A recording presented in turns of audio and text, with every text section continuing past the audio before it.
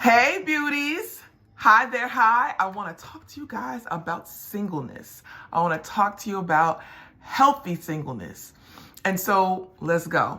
At the end of this video, I hope to give you 3 tips on how to prepare and wait for those who are desiring marriage. And so what do you do in the meantime, in the between time? So look, I want to let you know that I was technically in quarantine before the pandemic. So about 10 years ago, God stripped me away of some people, some places, some things. That was my choice. But it'd be a fool not to add heed and not to follow through what he was saying, because it was very plain. This is what he wanted me to do. And I was going to be in a worse situation if I just didn't do it, if I punked out.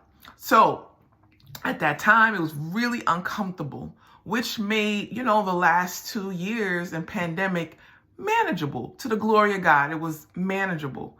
So many things that I discovered during, the 10 years ago and the last 10 years, I discovered my issues. I unpacked it. He was able to unpack it. I gone to therapy. I also understood who the living true God is, not just by word of mouth, not just by hearing about him, but by experiencing him. And that is life-changing. The last thing, I know who I am. I know my identity. And that is really crucial before you join up in marriage with someone, because marriage is a God thing, is a God idea. And so I want to leave you with 3 things that's going to help you. 3 things that's going to help you in your in-between time.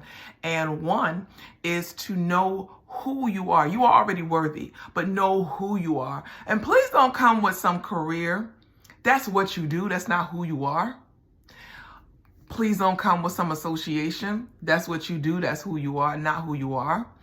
And number 2, I want you to start discovering what your skills are, okay? Not what you bring to the table, but just literally like what you are endowed with. What are your gifts? What are your talents? Like, know that. And number 3, I want you to know what brings you joy. Joy. What brings you joy, and independent of anyone else. If you can answer those 3 things, that's a really, really good thing. But unfortunately, there are people in marriages who don't know those answers, independent of their spouse, right? So how are they adding on? How are they being a helpmate? How are they combining everything of who they are to helping the purpose and vision that God has for you as a unit? I don't know what they're doing, but I know that we have a great opportunity to prepare. We have a great opportunity because we're single. And so let's use this in a healthy manner. Let's enjoy life.